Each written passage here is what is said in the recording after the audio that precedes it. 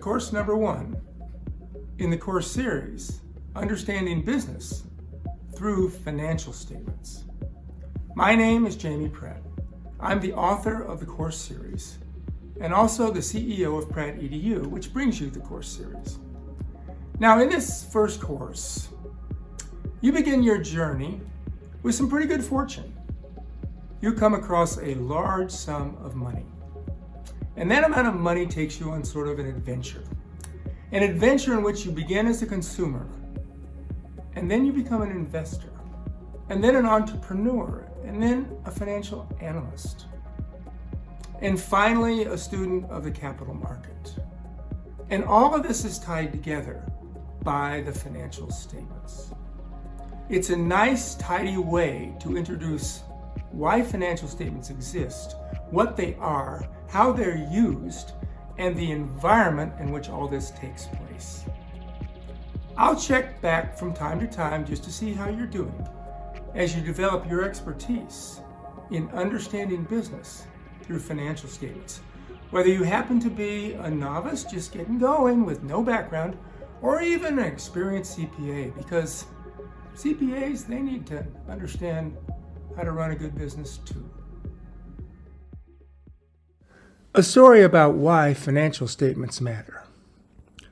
Suppose you recently learned that a long-lost relative left you a large sum of money. Let's dream big. Say $10 million. You don't know anything about handling money. You just like to spend it. So you consult a longtime family friend, Mary Jordan, who works in a well-known investment company. You figure that she might be able to help you decide just what to do with it all. At your first meeting in her office, she begins by asking you a key question. How much of the $10 million do you want to spend and enjoy now versus how much do you want to put aside and spend and enjoy later? In other words, you can either spend or consume the money now, or you can invest it and consume it later. It's simple, either now or later. By consuming it, she means you can meet your current needs and perhaps even live it up a little. Go out and just blow some of it. For example, what do you need right now? Dinner tonight? Pay an overdue utility or rent bill? Buy a winter coat? Whatever, you can now cover what you absolutely need, and certainly that's a good thing. It's a good feeling. And you can do things you've wanted to do for a long, long time, like take a vacation, maybe a trip around the world, or perhaps buy some fashionable clothes. How about throwing a big party? Or dine in expensive restaurants? Lots of choices. What kind of fun stuff do you like? And how much of your newfound fortune do you want to spend it on? But not surprisingly, she cautions you. Whatever you choose to consume, whether for necessities or fun stuff, it will be gone quickly, used up, consumed, and you will have little to show for it after all is said and done. On the other side of the ledger, you can delay your gratification and invest some, or all, of the $10 million, and if you do so wisely, you might even have a lot more to consume later. Simply, give up consumption now for more consumption later. That's fundamentally what investment is. Mary then launches into some examples.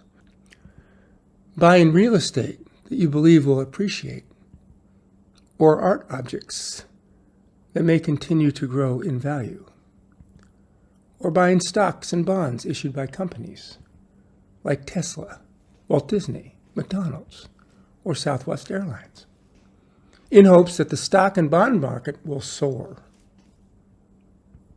Or even just simply placing the money in the bank, expecting future interest payments.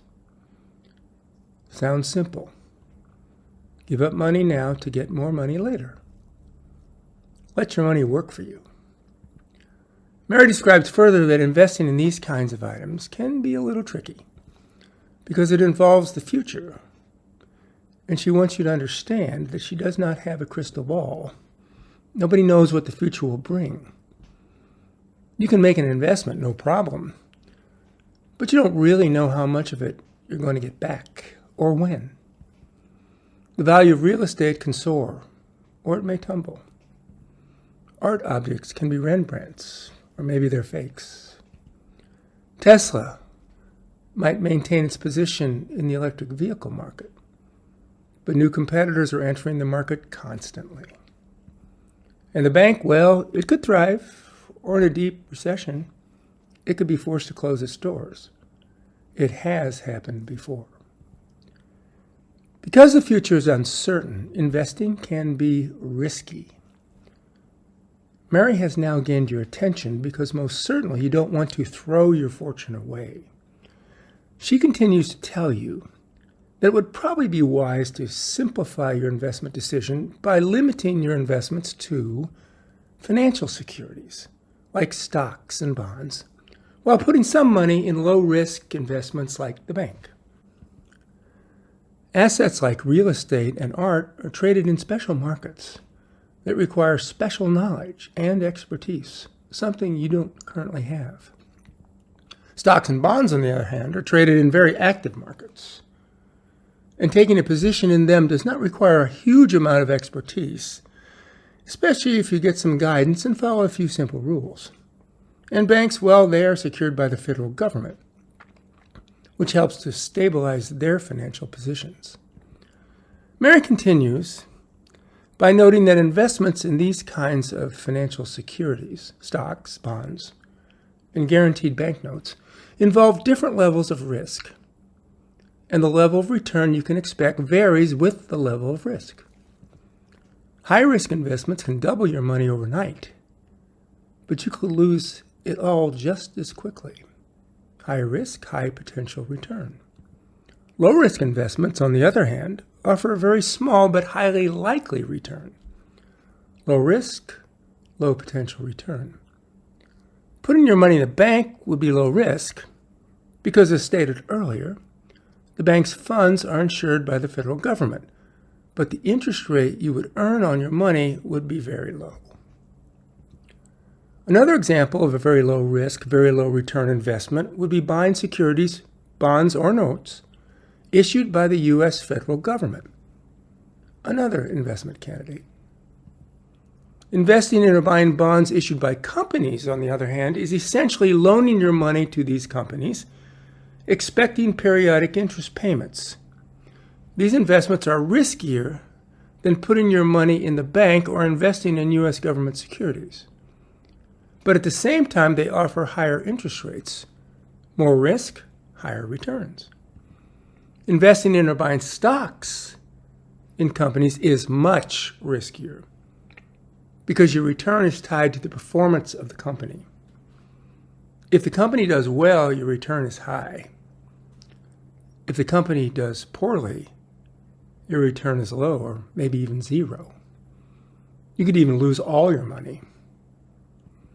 Both you and Mary agree that you need to learn more about investment options and the risk and return combinations they offer. Before she leaves, however, she does make one suggestion. She says that you should diversify your investments. Let's say, for example, that you decide to consume $2 million of the $10 million, leaving $8 million to invest. She argues that some of your investments, say $2 million, should be allocated to low-risk, low-return investments, like the bank or securities issued by the government. Some of your money, say $4 million, should go to medium-risk, medium-return investments, like bonds issued by companies like Amazon, Home Depot, Pfizer, or Microsoft. And some in high-return, high-risk investments, in stocks, also issued by companies like Johnson & Johnson or Kroger, say $2 million. By diversifying your investments, you will then create a group of investments called an investment portfolio, a diversified portfolio, that will enable you to rely on a dependable income stream from the low and mid-risk investments and still have a chance for that big return from your high-risk investments. You and Mary part ways, and she leaves you to figure out for yourself what it is you really want to do. First, you stick all $10 million in the bank, where it will be safe. And then you set aside in a special account $2 million to cover your basic needs and have some real fun. Then off you go, purchase what you need, and blow the rest on fun stuff. It doesn't take long to work your way through the $2 million, what with an extravagant new wardrobe, a couple of very lavish vacations, and a handful of very generous gifts to friends and family. And before you know it, there's only $8 million sitting in your bank account. Now, what about that diversification strategy described by Mary? You figure that you're pretty conservative, so you decide to allocate half of it, say $4 million, to low-risk, low-return investments like U.S. Treasury notes, bank notes, and your savings account. At an average rate of return of 3%, roughly the current rate for U.S. Treasury notes, the $4 million investment would create a fixed annual income of $120,000, enough to live comfortably indefinitely. Now, what do you do with the remaining $4 million? I guess that means that it will be divided between corporate bonds and stocks. As Mary described, investments in corporate bonds or stocks introduce risks into your portfolio strategy. Risk in the form of the possibility that the companies you invest in will perform poorly and may provide little or no return. You might even lose some of your money. Think about companies like Yahoo, that at one time were thriving and then very quickly lost most of its market value. Or how about some of the past giants in the retail industry like Kmart or Sears? Where are they now? How are you going to decide which companies are going to thrive, which will fail? This is becoming overwhelming. And then out of nowhere, a man by the name of J.P. Jones knocks at your door. Through a mutual friend, J.P. has heard of your recent windfall and states that he has an interesting offer for you. J.P. claims that he manages a very successful research company called Microline, currently owned by a group of European investors.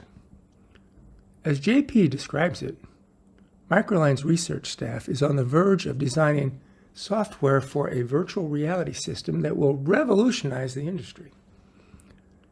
And to make that happen, Microline needs from you $3 million. You figure that while this kind of investment could generate a high return, at the same time, it does require bearing substantial risk. You make that point to JP, who immediately responds by saying that Microline has been very successful in the past and currently boasts a strong financial condition. It just needs a $3 million boost to finish off this project, and for that investment, you stand to gain a tighter return. To support his claim, he hands you a set of financial statements and says, "Take a look for yourself." You don't know much about financial statements, so you figure you better get back to JP later after giving Mary a visit. You're off to Mary's office immediately, and she listens to your story, takes a quick look at Microline's financial statements and says, "We need to take a close look at these statements because they contain very valuable information." She continues, "These financial statements lay out Microline's financial performance and condition, both its past financial performance and condition, as well as its current financial performance and condition. This information can help you assess both the potential for future returns on your investment, as well as the likelihood or level of risk that Microline may not make good on JP's claim. Key questions," she continues, "include, Has Microline been profitable in the past, and is it profitable now? How do the profits compare to the level of resources that Microline used to create them? That is, how efficient are Microline's managers?